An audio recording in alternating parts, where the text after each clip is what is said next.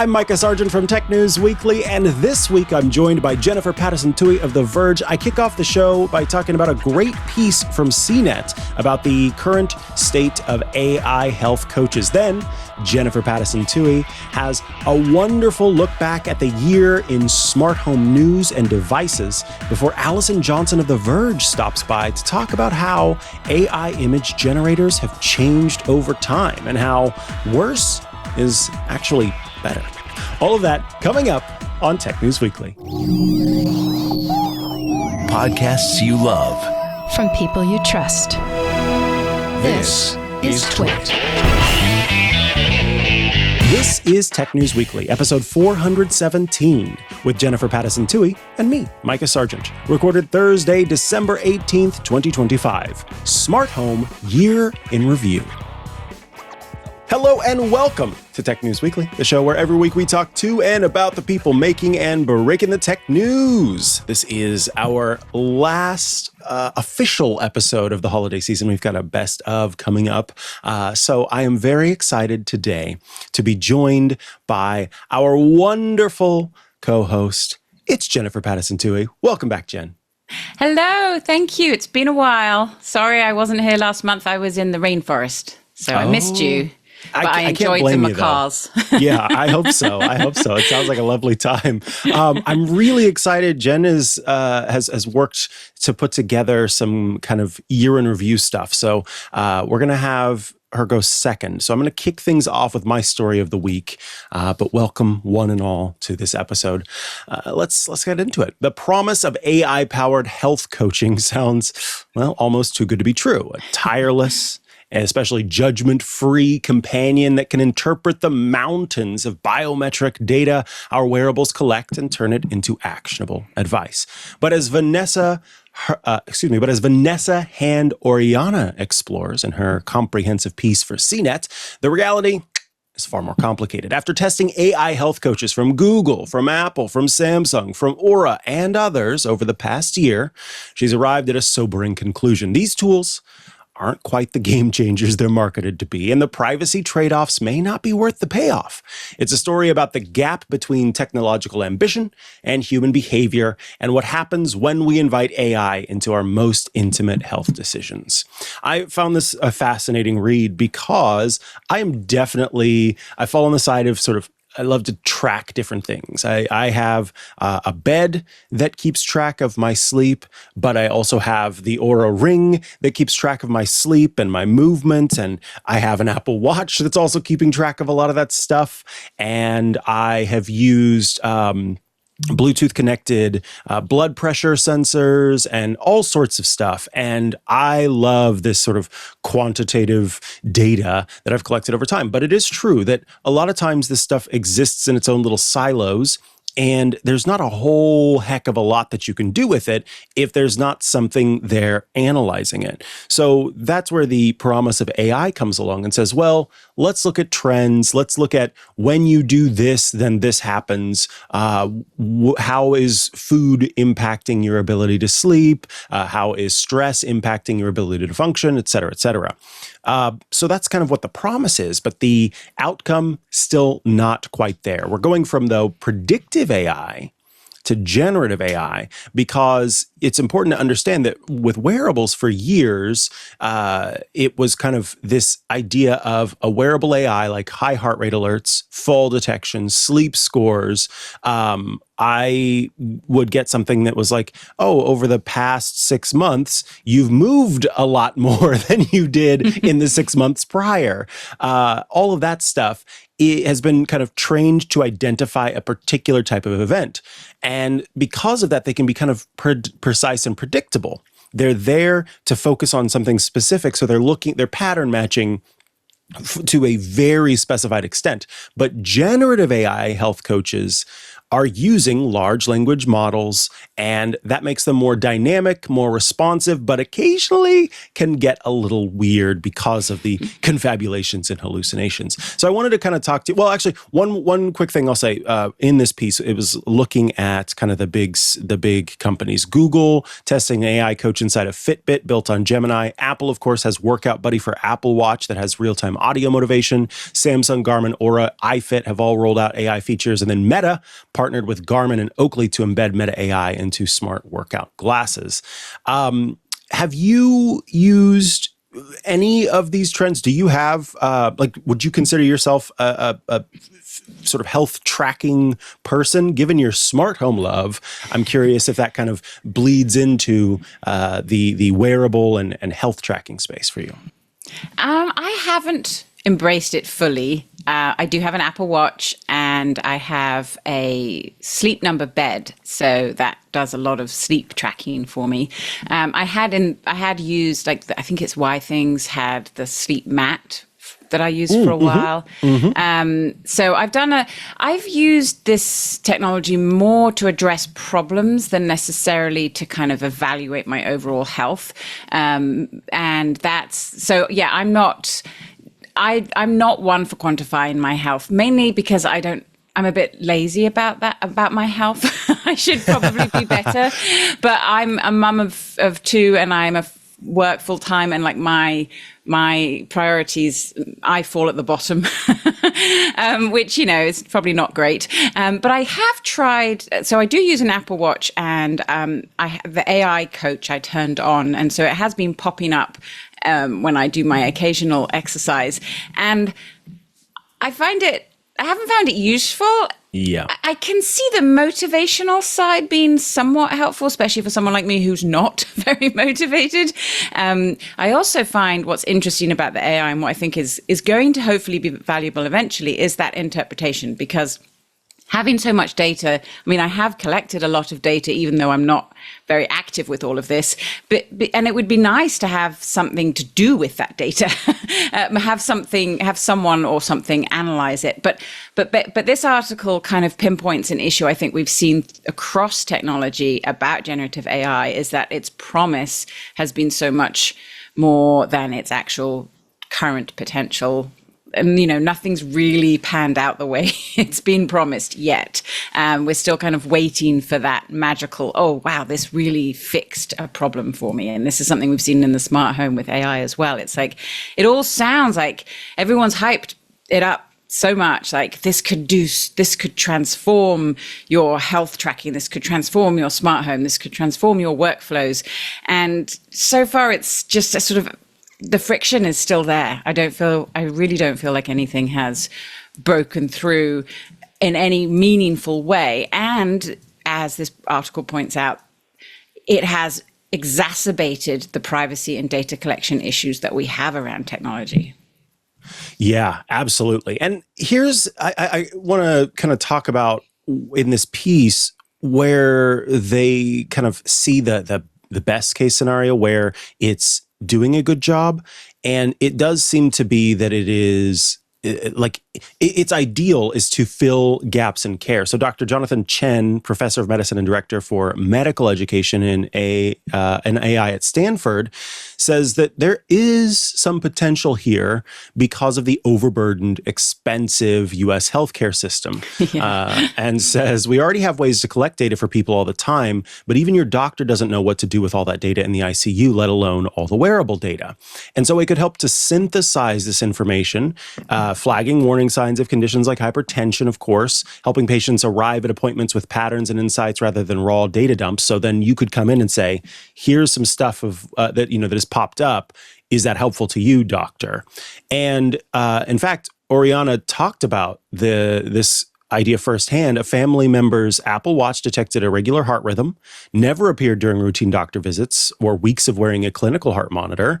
But because the watch is always on, not always on, but it's on regularly and over a longer period of time, it flagged an episode in real time leading to a confirmed diagnosis. So the ECG and then the heart procedure it ended in a heart procedure, reduced his risk of a life-threatening event.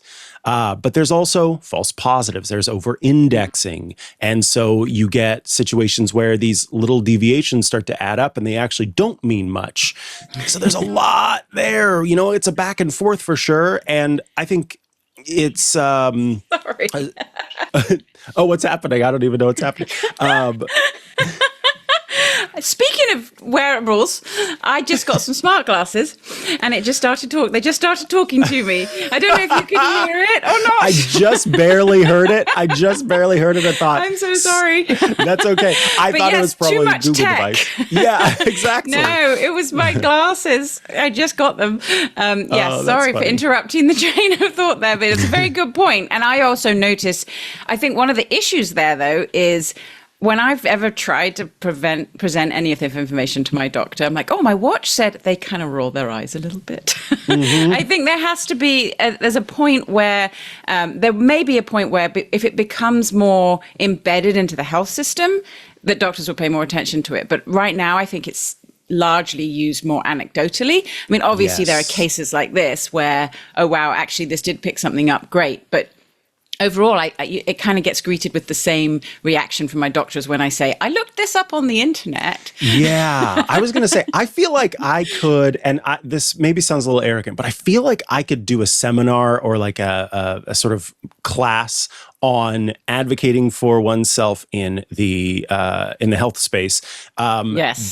Because, and I know that part of that, I'm a man, and that already is going to get me more, get me through the door a little bit more. But I have had situations where a doctor is not listening to me about something. And so I came with peer-reviewed articles and other information. Was like, here's what I'm seeing, and they ended up, long story, but they ended up sending it off to the doctor that specialized in that. And the doctor was like, yeah, I think that is what's going on with him. You should do this.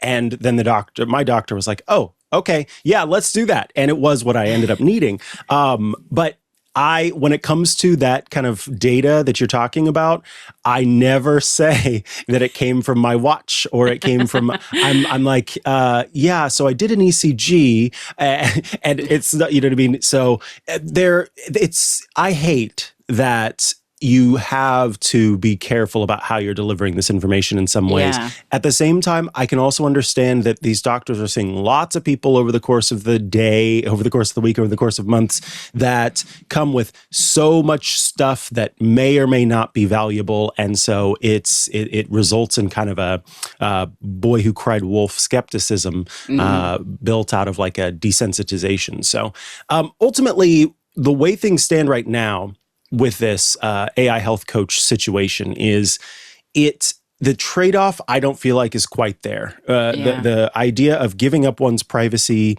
in order to have actually good actionable data is not there. And I'll be interested to see, there have been lots of rumors about Apple really hitting this space more than any of the others in terms of AI health. And given that I keep all of my data in Apple's health app, and it comes in from all the different places, from my bed, from my watch, from anything else that I'm using. I don't have one of those toilet things that are analyzing that.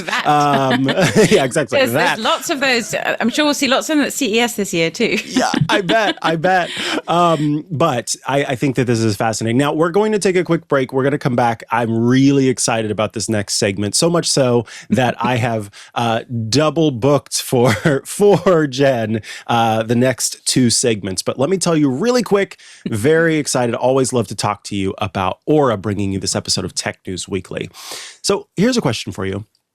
Wouldn't it be great if you could change the photos on your walls every day? And I don't just mean slapping a TV screen up on the wall and having it change. No, I mean what looks like a photograph on your wall, but changing every day. You can now with Aura Ink, Aura's all-new cordless color e-paper frame. Meet Ink, Aura's first ever cordless color e-paper frame, featuring a sleek 0.6-inch profile and a softly lit 13.3-inch display. Ink feels like a print, functions like a digital frame, and perhaps most importantly, lives completely untethered by cords. With a rechargeable battery that lasts up to 3 months on a single charge, unlimited storage, and the ability to invite others to add photos via the Aura Frames app, it's the cordless wall-hanging frame you've been waiting for. In fact, Aura just released a new bit of tech where people can, if you give them the ability to, can text photos to the frame. And I got to tell you, I was kind of preparing myself whenever I first heard about this, because I thought, wouldn't it be super cool if there was an e-ink color frame that I could do photos on? And then shortly after that, Aura, arrived at my doorstep with this. And at the time I was thinking, okay, I'm going to pull this out, I'm going to put a photo on it, and it's going to look okay, but it's e-ink, so, just prepare yourself. And then I loaded the photo on there and I said, wait, hold on, and sort of got close looking in. I thought, this looks so good. I was really surprised. It's a breakthrough in e-paper technology. They have special dithering algorithms on top of what e-paper technology already has to make these look so good. Ink transforms millions of tiny ink capsules into your favorite photos, rendering them in vintage tones. Serious design innovation involved, the graphite-inspired bezel, the paper-textured matte around the outside, and the glossy glass front make it look like a piece of decor, not a device.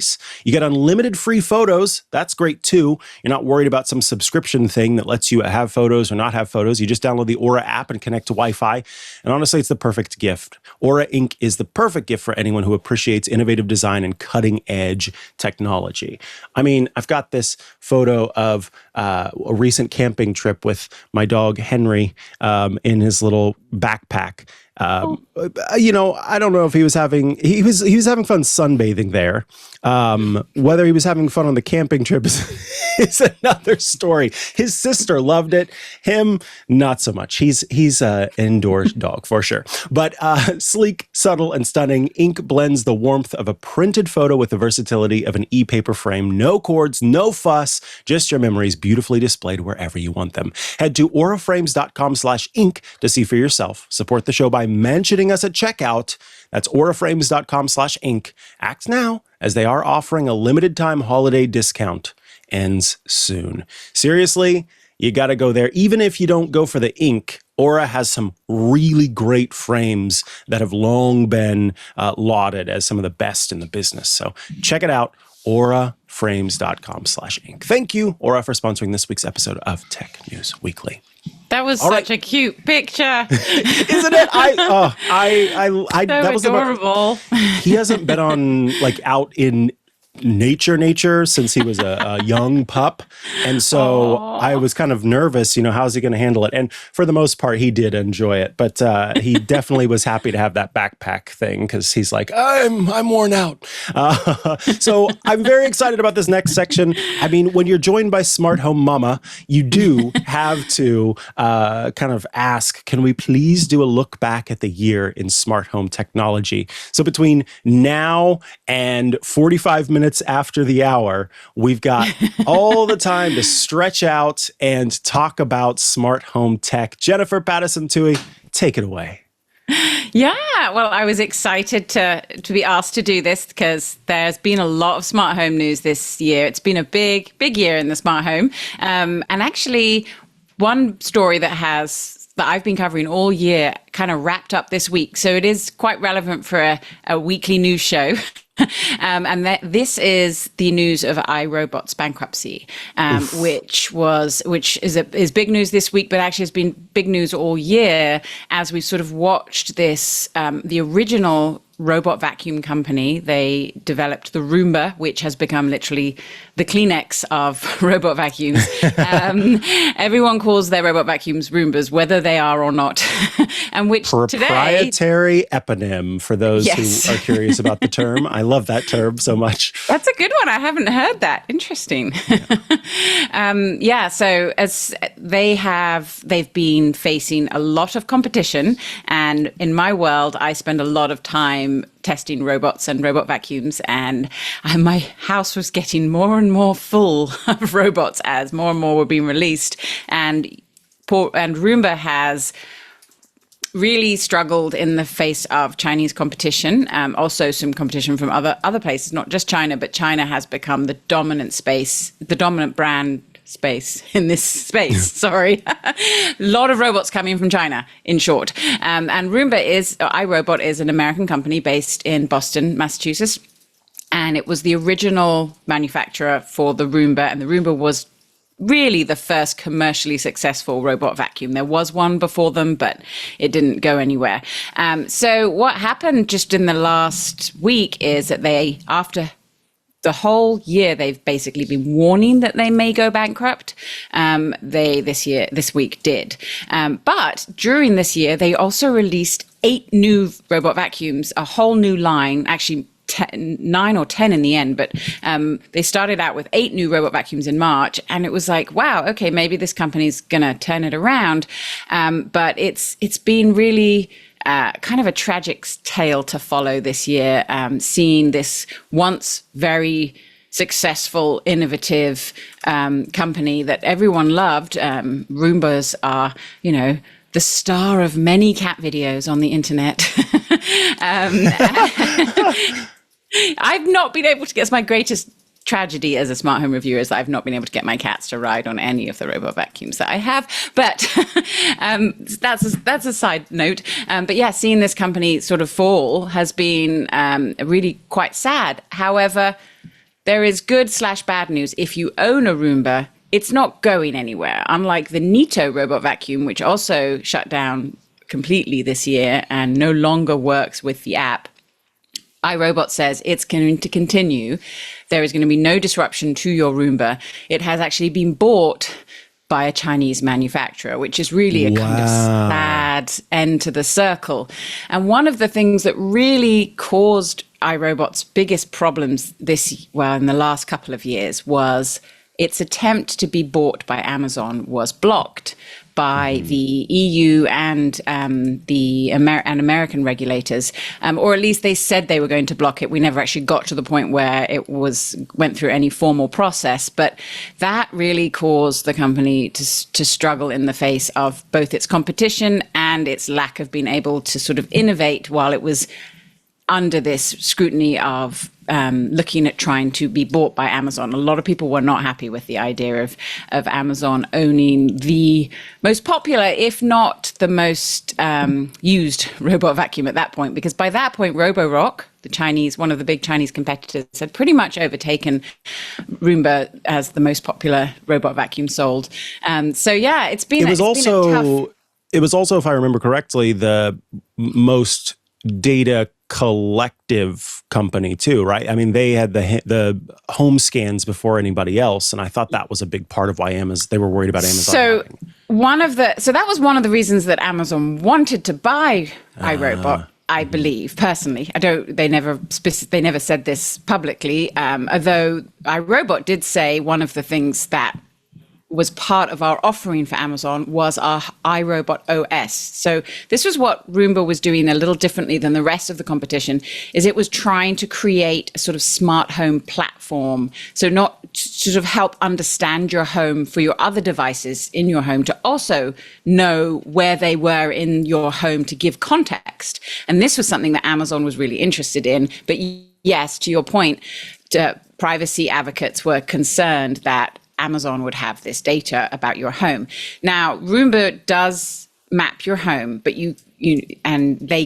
they say they keep that data private. But yes, they do have a lot of data on you, and that was a concern amongst regulators about privacy. So yeah, there were a lot of things that lined up against Roomba. But actually, a story that I just published this morning, talking to the newish CEO, he's been there a year and a half, Gary Cohen, he says that the company is going to continue as is and will continue to produce new products. So 2026, this will probably be a story for as well. Wow. But yeah, it's really sad that iRobot's been around for 35 years. So and it's a new company as of next year. So this was sort of the end of an era for the smart home, I think, which was, if you can't beat them, join them by the end of it. Exactly. Yeah. That's kind of what happened. They completely retooled their line, and now to me, they just kind of look like clones of all the other robot vacuums out there, which is very ironic because all the other robot vacuums are started out as clones of Roombas. Wow. Yeah. That's kind of a weird. Yeah. It's like we're doing what you're doing, and then they're like, oh, but now we're doing more, and you're not doing more. Not doing more. Yeah. Like robots, I've talked about this on the show many times this year. Like robot vacuums got crazy this year. We got arms, we got legs, we got all sorts of weird things. Because it's one of those rare smart home products that has gone really mainstream. Everyone has not everyone has a Roomba, but everyone knows what a robot vacuum is. They know whether they want one or not. But a lot of, regular people, not just techies, are really interested in the robot vacuum space because it has a great utility and a great purpose for your home. Kind of like video doorbells as well. Like you can see the point of having this kind of technology in your home, and even if you're not into tech, so to speak. So yeah, it's been an interesting space to follow this year. And it's also kind of an interesting, I think, trend onto my other stories of the year, which is centered around AI, shocker, because AI came to the smart home just like it has to every other space here. But the connection, and I'm losing my hat. There it goes. Bye hat. Bye hat. Goodbye Christmas. I've still got some sparkly things on here, but there we go. The connection here, I think, is this tension we've seen this year between what tech companies think we want in our smart home and what consumers actually need, are ready for, and potentially will embrace. So I think this is something, and this is what happened with iRobot, I think, is its founder, Colin Angle, was incredibly innovative and tech forward, but very much pushed his vision onto the product and, spent a lot of R&D and resources into making something that he thought was going to be really impactful, as opposed to just making a really good vacuum cleaner. And what consumers want really in the smart home are products that do their job and do it well. Not that Roombas didn't do that, but I think quickly the competition sort of outstripped them with some just basic functions. And this is what I'm seeing also with AI in the smart home. So the biggest news really in the smart home this year was the launch of the generative AI voice assistants. So Plus arrived, and Gemini for Home arrived, sort of. That one's sort of still rolling out, but just in the last few weeks, I think more people have been getting Gemini for Home on their devices. So Plus was, though, arguably the largest launch this year. It was first announced in 2023, so it's taken a while. And then they announced it again in February of this year, finally started to roll out to most people in the summer. And then they launched new Echo products, which also was pretty big news in this space. New Echo Shows and a new Echo Dot Max and a new Echo Studio. And the Echo Dot Max is purple, which was definitely my favorite thing about it. As you can see, I like purple. So yeah, and this has been a sort of ongoing news story. I feel like it's the thing I've written the most about this year, because Plus is a complete reinvention of the voice assistant. And I'm sorry for everyone whose devices I have been triggering. I will try. I will try to stop doing that. But yes, it's now, instead of this command and control system that we have had for the last decade, where you can just say, "Hey, A, turn on the lights."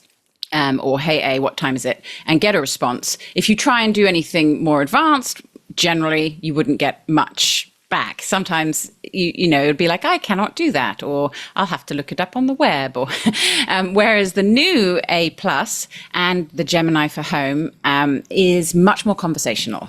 So you can have a conversation back and forth with the assistant. You can ask it to do something with more variety, or with some pauses or ums and ers, or change your mind mid-sentence, and it still will catch up and respond and do what you asked.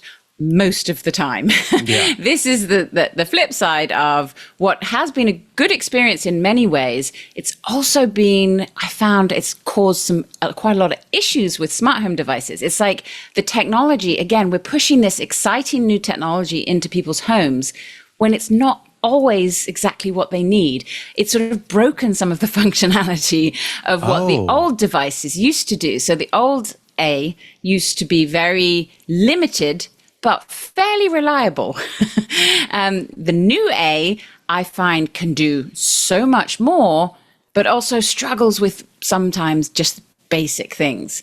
I had a really interesting conversation with both my voice assistants last night, asking them about the weather, which is something that they have done very well for most of the past decade.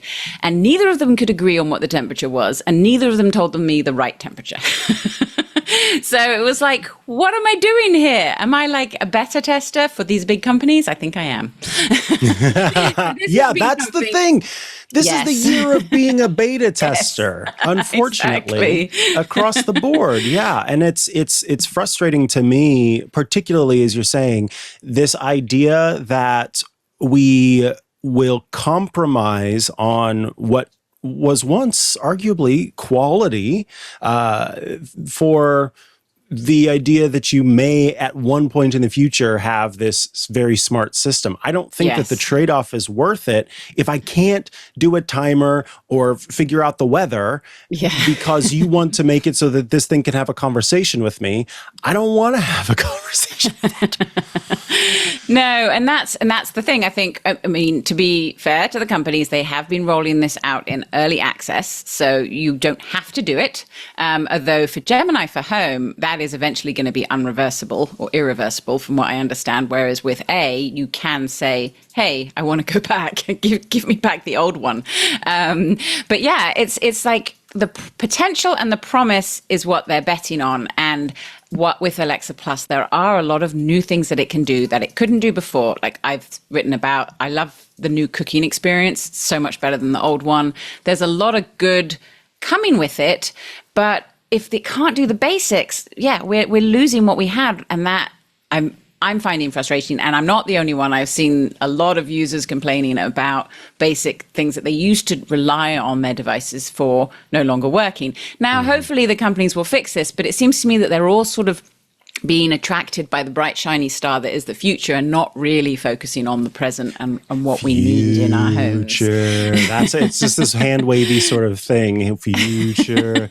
Now, we do need to take a quick break. We'll have to do like a 10-minute speed round when we come back because I know there's loads more to talk about, but I got to take a break here to tell you about our next sponsor bringing you this episode of Tech News Weekly. It's our friends at OutSystems, the #1 AI-powered low-code development platform. Organizations all over the world are creating custom apps and AI agents on the OutSystems platform, and there's a good reason for that, because OutSystems is all about outcomes, helping teams quickly deploy apps and AI agents and deliver results. And the success stories are endless. Here are some examples. They helped a top U.S. bank deploy an app for customers to open new accounts on any device, delivered 75% faster onboarding times, helped one of the world's largest brewers deploy a solution to automate tasks and clear bottlenecks. I don't know if that is a pun, but it should be if it's not, an intentional pun anyway. Brewers and bottlenecks. Anyway, delivered a savings of 1 million development hours and even helped a global insurer accelerate development of a portal and app for their employees, which delivered a 360-degree view of customers and a way for insurance agents to grow policy sales. The OutSystems platform is truly a game changer for development teams. With AI-powered low code, teams can build custom future-proof applications and AI agents at the speed of buying with fully automated architecture, security, integrations, data flows, and permissions. With OutSystems, it's so easy to create your own purpose-built apps and agents. There's really no need to consider off-the-shelf software solutions again. OutSystems, #1 AI-powered low-code development platform. Learn more at outsystems.com/twit. That's outsystems.com/twit. Thank you, OutSystems, for sponsoring this week's episode of Tech News Weekly. All right, as I mentioned, we are joined this week by smart home mama herself, Jennifer Pattison Tuohy of The Verge, and we're doing a year in review of smart home news and tech. And we've got 8 minutes left to talk about the rest of it. Oof. Can we do it? I can. I'll be quick. Okay. So have to, obviously, Matter was a big story again this year. It did feel like this was the year it started to come into its own. And I think one of the things that really identified that was IKEA. So IKEA launched an entire new smart home line for its Dirigia hub. And that line is all Thread and Matter compatible, which means you actually don't need to use the hub with it, which is something, again, the smart home and hubs has sort of been an ongoing issue for people. And so now with Matter, that's sort of been the promise, is you don't have to have proprietary hubs in your home. And IKEA, one of the largest globally recognized furniture manufacturers, that has now pushed further into the smart home, committed to Thread and committed to Matter, was kind of a shining moment for the smart home protocol, which is aiming to make interoperability in the smart home easier, make everything just work. Again, one of these, going back to that theme of, what do people actually want their smart homes to do versus what technology companies are trying to convince them they need in their smart home. And IKEA kind of delivered some of the really simple, hopefully easy to use, because I haven't got to try them yet. I see a couple of your listeners have got their hands on some, so I'm excited to get my hands on some here soon. I can't pronounce the names of any of them, but they released smart plugs, smart switch dials. They released motion sensors, leak sensors, all the kind of core basic elements, light bulbs, which are coming later this year, and they are all so inexpensive, like $4 to $5 for these sensors. Light bulbs are going to be around $8. A few indoor air quality monitors are a little more expensive because there's a bit more tech in there, but inexpensive, interoperable smart home devices that work with any smart home platform that supports Matter. So Apple Home, Amazon, Google Home, Samsung Smart Things, Home Assistant. It's like Christmas came early for the smart home. This was a big shift for the Matter standard, I think, and we started to see a number of the big companies in this space sort of fully commit to Matter this year, which actually leads me to my other point other news story that I thought was a pretty big one this year, which was Philips Hue, the smart lighting company. It also fully supported Matter with its brand new line, came out with much less expensive smart bulbs. It's always been a big issue with Philips Hue. They're very good, but they're very expensive. And they came out with a line with new bulbs that cost as little as, I think it was $25 for a 4-pack. So really inexpensive. What's the trade-off? So there, I have the main difference they said is that it doesn't have as strong light color as strong color matching. So if you have the high quality Hue bulbs and you have a number of them in your room, and you choose a certain color, they will all match perfectly. Whereas the less expensive ones won't have as much range, and they won't have the color matching, color sync, they're calling it. They will, but to the untrained eye, you are probably not going to know the difference. Right. And then they also have slightly lower dimming ranges, so for the more expensive ones. So if you like that really dim, subtle light, as opposed to a little bit more bright on the lowest dimming level. So honestly, I don't think a huge trade-off, considering the price. So, you can put the expensive ones in very sort of crucial light fixtures, and you can have the inexpensive ones in, the cupboard in the hall or your closet or your laundry room. And again, just makes the smart home more affordable, more accessible. And these all work with Thread and Matter. So you don't even need the Hue bridge. You can just connect them straight to whichever platform you like. But if you do get the Hue bridge, this is one of the news stories of the year I was really excited about. Hue launched a new system called Motion Aware, which uses cool. It's really neat. It uses the Zigbee radios in the bulbs to communicate between each bulb so that they can act as motion sensors. And you no longer need little white boxes around your house. If you want your lights to turn on magically, you can just use this new motion-aware tech, which is powered by a company called Ivani. And I'm really interested in the advances we're seeing in sensing technology in the smart home. This is something that I think we're going to see a lot of next year, if we're looking forward to 2026, where more ambient sensing in our homes will make smart homes start to work a lot better for the average user, as opposed to someone that is willing to spend hours setting up these little devices and getting everything working. So this was something I was really interested to see the launch of, because it's been something they've been working on for years. There have been a couple other brands. In fact, their sister brand, Wiz, has a technology the same that uses Wi-Fi, and wireless sensing with Wi-Fi has been a thing for a while too, but it's never been very reliable. But we're starting to see AI is actually helping to sort of fine tune this kind of sensing technology. So I think we're going to see a real uptick in reliability and use cases for this type of technology going forward. And the final thing, because I know I have like 2 minutes left, it was big news, is cameras finally came to Matter. Finally. They haven't actually yet, but they will soon.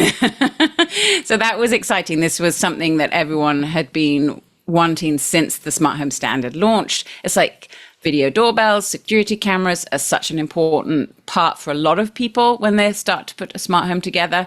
And not being able to have this connectivity of what can be some of the more important elements of your smart home with Matter was seen as a big barrier. Now you can connect when the platforms support it, and when manufacturers start to produce cameras that support Matter, the idea will be that any camera that you buy that supports Matter, you can live stream and use with the cloud service or local storage service of the platform of your choice, which would just be, I mean, it will make things so much simpler when you're buying and setting up smart home devices, and you know that you want to use Apple Home or you want to use Amazon Alexa but unfortunately, none of those platforms have committed to supporting Matter yet. But fingers crossed, that will be happening soon. So that's a quick roundup of my year in the smart home. Mikah, what stood out to you from that stuff? Was there anything in there that you're most excited about? I was just going to say, yeah, to kind of round it out with you, seeing all of the products start to pivot toward AI more has been an interesting aspect. But I think the coolest thing for me absolutely was Philips Hue saying, look, we're going to take what is, for the most part, existing technology and do something cool with it, because you did have to get an updated bridge if you had an older one. I got the updated bridge and set it up, and it was funny because I was just curious. I just wanted to see how it worked. And my partner came downstairs and he said, why? I just walked into the room and the light turned on in the room, and did you turn that on? I said, oh, I was doing a test and it worked. It's a really cool technology. Like it's just really neat. It's really neat. So that more than anything stood out to me because I love the idea of adding value to stuff that we already have. I think that's great. So Jennifer Pattison Tuohy, there's so much that's going to be going on in the new year. You're getting ready for CES, so people will need to stay posted and know what's going on. Where do they go to keep up to date with all the great work you're doing? Yeah, come check me out at theverge.com. You can click on my byline and follow me, and you'll get all my stories. And I also will be doing a lot of social videos on the Instagrams and the TikTok from CES this year. So if you want to keep up on all the hot new gadgets, those are places to find me. I'm at Smart Home Mama on most of the socials.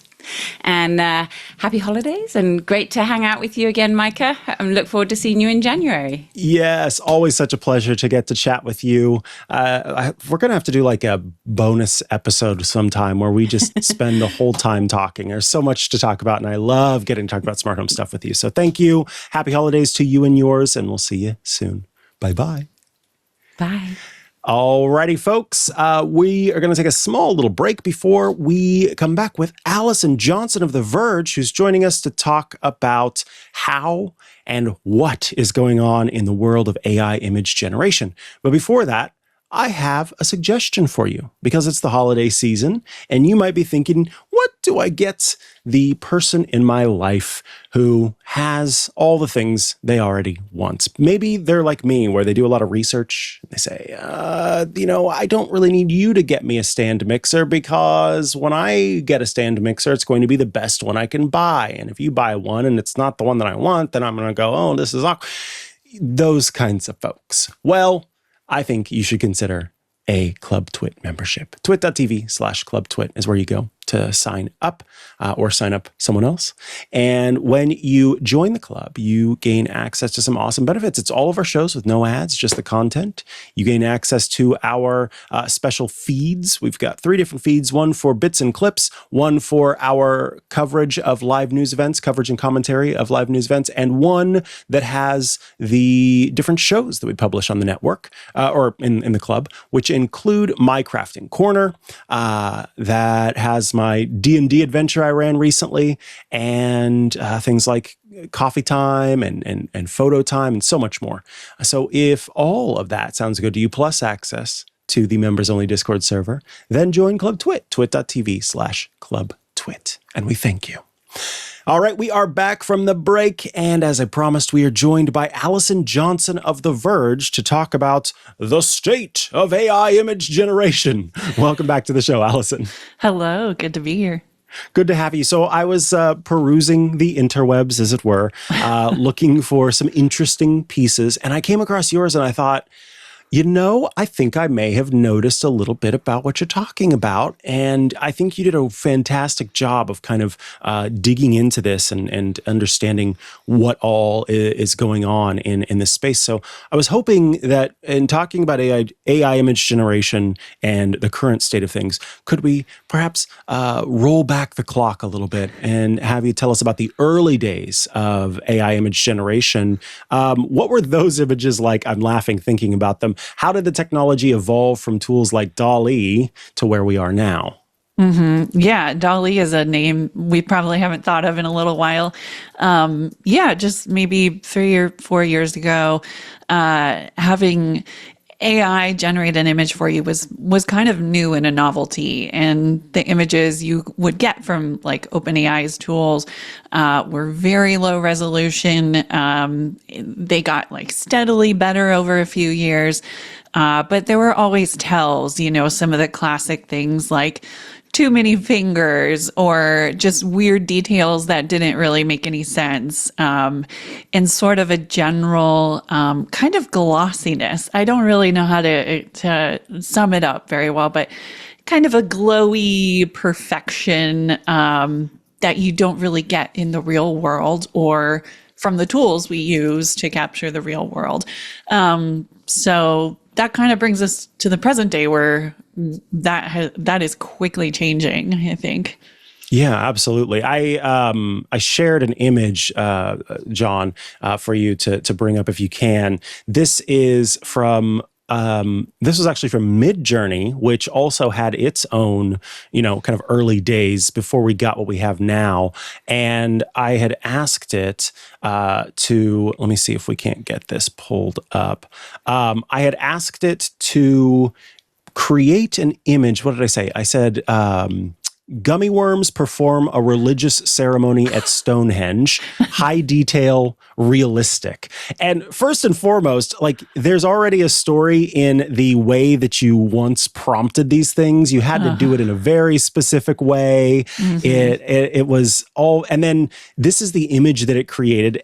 Does not really look like gummy worms, barely looks like Stonehenge, but at least you can sort of pick that up. And the whole thing is just odd and not now you type something like that in and it's getting pretty close to what you imagine. But in this, you kind of write about AI generated images settling into kind of I love this, a bland middle ground that's kind of technically correct, but then lacks character. Can you describe what that looks like and maybe why it happens? Yeah. And one place I noticed this particularly is there's all kinds of tools, especially in Google Photos, Pixel phones, to edit your images with AI. And it can be simple stuff. It's like taking things out of a scene, or you can go full on AI generated rainbows and things like that. And I messed around with these things and just noticed a lot that when you take the imperfections out, the extra people who are maybe standing in the background or little details that you didn't like, things just sort of look bland. You sort of can edit your way into a stock photo, basically. And I see that a lot with some of these, particularly like the earlier image generators that, they're fed data sets and they are asked to make predictions based on what they know if, what is a rainbow. It has ingested photos of rainbows and it will make a prediction and give you something based on what it has seen. But I don't think they can really surprise us or kind of give us something interesting or new or slightly imperfect in the way that like human generated art can, which is a whole doctoral thesis, I guess. Yeah, for real. Now, Google did recently update its image generator, Veo 3, which I already get confused between the nano bananas and the Veos of it all. Can you tell us kind of the approach there? Why is embracing imperfection actually an improvement, which has sort of become, I think, the thesis of your observations in your piece? Yeah, and Veo 3 is the video generation part. It's all kind of just wrapped up in Gemini now. But Nano Banana and Nano Banana Pro is the image generation piece. So the thing we started noticing in Nano Banana Pro came out maybe a month ago. We were noticing and people commenting on Reddit were kind of like, whoa, these images look super realistic, and you don't need to necessarily prompt it in a way that's like, make it look ultra realistic, make it look like it came from people taking a photo of their friends or something like that. And when you were like wholesale generating an image and saying that, show me a scene from the Washington State Ferry of downtown Seattle. It gives you something that looks like a smartphone photo. It has these kind of unmistakable qualities. They're really kind of over sharpened. The exposures can be sort of skewed bright or a little bit darker depending on the scene. All kinds of weird little things that I notice because I look at smartphone photos all day, but I think kind of signal to us like, oh, this is a real photo because it has that particular look. That makes sense. Now, Adobe Firefly has a feature, lets users dial down stylization of AI images. And I think, for me at least, Adobe doing something is, when I look at sort of tech journalists, and the way that they cover things, then look at sort of the creative space and the way that they cover things. When Apple does something, there's sort of a blessing that gets placed on that concept. And for me, when I see this in the creative space, when Adobe does something, there's a blessing that's placed on it. And people go, okay, now it's serious. Now it's for real. Tell us about the Firefly feature and kind of, like who is it designed for? Is it designed for the professionals who are, attempting to create sort of content? Is it for the everyday user who has an Adobe? I mean, who's it for? What does it do? I think you're right that Adobe is sort of the gold, sort of the gold standard. Definitely a tool for professionals, students, I guess, and people who are creating imagery for websites or promotional materials, that kind of thing. So Firefly is their tool to generate AI art images. And, you ask it to create something, maybe a photo of two people posing together on a street. And kind of the default output, and I think this is true of other tools you get with ChatGPT or even Meta, has that kind of glossy, artificial look to it where you're sort of cued like, oh, this looks a little too perfect and a little too nice to be just a snapshot of two people. But Firefly does have some adjustment sliders, and you can tone that all the way down. It's called something like visual style or intensity. Meta has a similar setting, and it brings that like gloss all the way down. And what's interesting about Adobe's tool in particular is it'll look more like a photographer took a picture. It's a little less smartphone-y, but there's kind of like maybe there was some off-camera flash, and it all kind of makes sense with who Adobe is targeting, maybe the data it was trained on. But they do have their spin on make this look less like AI art and more like something that just happened in the real world. And of course, it's completely fake. Yeah. Yeah. Have you heard the good news? The 2026 Twit Audience Survey is live. Yes, it's that time again. We use the survey to help us understand a little bit more about what you like, what you want, what you don't want, what you think of our shows. It's super quick, super easy, and it's open now at twit.tv/survey26. So please take a moment to fill it out before mid-January. That's when it closes. Thank you so much for helping us grow. Now, we've kind of talked about this throughout, but there's this kind of parallel that you draw between AI image generation and computational photography, because obviously there's a lot going on behind the scenes, even without throwing AI into the mix in this way, this generation based AI. Can you tell us a little bit more about, as you were putting together this piece, this sort of coalescence of these worlds of computational photography and AI image generation, and kind of do you think that's going to affect the way that we perceive images going forward? Yeah, so computational photography, of course, is kind of associated with smartphone cameras. They're very limited in, the image sensor size. The lenses are small, so they have to kind of do these computational things to make up that difference versus the quality of a bigger camera. So these are things like merging multiple photos and frames, and kind of trying to optimize for a small screen. And that has kind of led to what we think of as the smartphone photo look. So maybe shadows are raised a little bit, and details kind of pop. That all comes from the smartphone just sucking up a lot of data every time you're pushing the camera shutter and putting it together in a way that tries to recreate the scene, not necessarily in the way that we 100% saw it, but the scene that it thinks we're trying to capture, which feels like a loaded statement. Yeah, exactly. That it thinks, yeah, exactly. Yeah. So things like if there's somebody's backlit, it'll raise the shadows because it assumes you want to take a picture of that person's face. So it's not, our phone cameras are already not 100% just like faithful to whatever is in front of it. It's already doing a lot of processing. It's making a lot of judgments about exposure and detail and color and all that.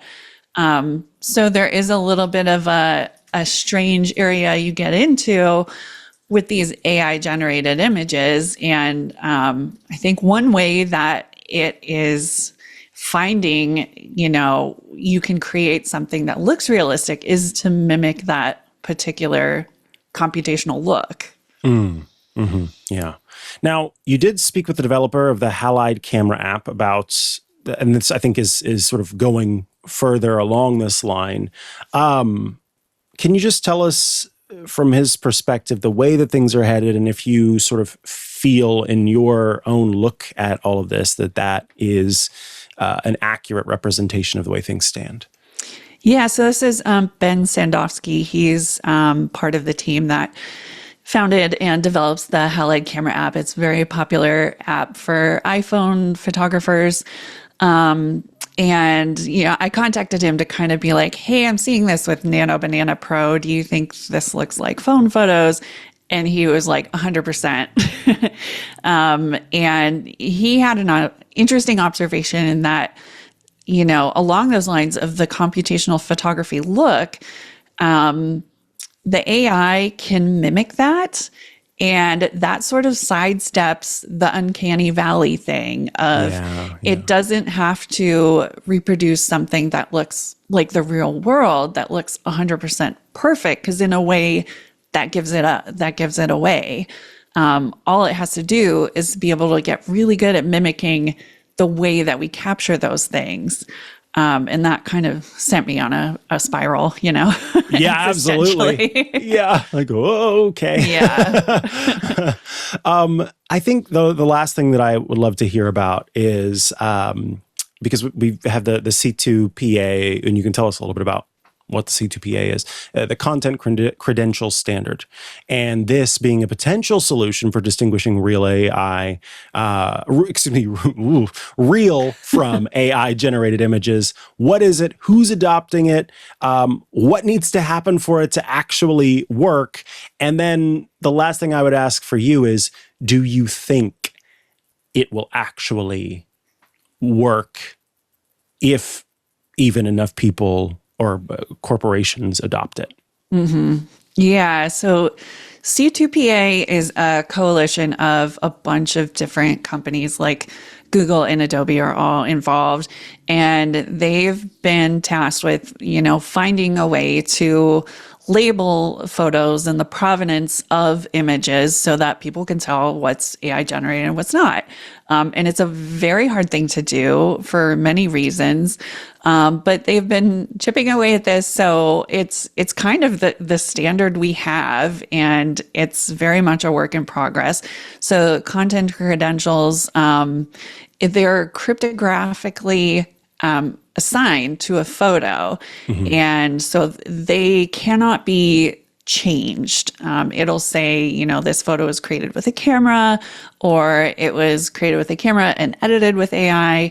That metadata can get taken off if you change, you know, the format of a file or mess with it in certain ways.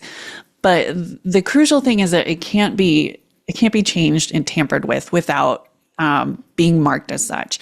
So it's not perfect. It's a standard we have. Google, I think, has taken some real strides in the past year adopting it. They apply it in their Pixel cameras. Every single picture you take with a Google Pixel 10 phone will get a label as taken with a camera or created with AI or edited with AI tools. And that will follow that photo wherever it goes. So the other piece of that is, how do you show those credentials? And that's kind of the messy next step that we're in. You know, Instagram has some, you know, you can label something as AI. There was a time when they were putting automatic AI labels on, and then it was tagging things that were just, you know, edited with like Photoshop tools that were not just generated with AI. So it's a little bit of a confusing, there's some confusing cases there that need to be solved for. And I think that's kind of where we're at, is this uncomfortable middle ground between, we have some tools, they're not widely adopted, and we need the platforms to get on board with good ways of showcasing them. And I think we're just kind of in a spot that's ripe for like confusion and misinformation. I think we're going to get to a better place, but it's going to be weird for a while, I think. I do appreciate the optimism there. It makes me feel a little bit better about the situation, and I hope that's the case. But I hope we all, in the meantime, keep that healthy dose of skepticism every time we see a photo. Yes. And just go, this may or may not be real. Or now video too. This video may or may not be real. It's all very important. Allison Johnson, always a pleasure to get to talk to you here on the show. If people would like to stay up to date with the work you're doing, where should they go to do so? You can go to theverge.com. You can follow me on Threads or Instagram at AllisonJo1. Wonderful. Thank you so much for your time. I appreciate it. Thank you. Alrighty, folks, that brings us to the end of this, the final full episode of Tech News Weekly of 2025.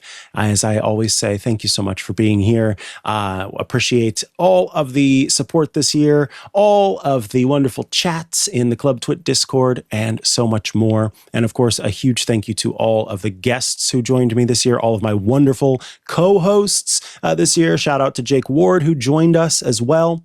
If you would like to tell other people about the show, word of mouth is the thing that helps us the most when it comes to getting the podcast out there. Have them head to twit.tv/TNW to subscribe to the show in audio and video formats.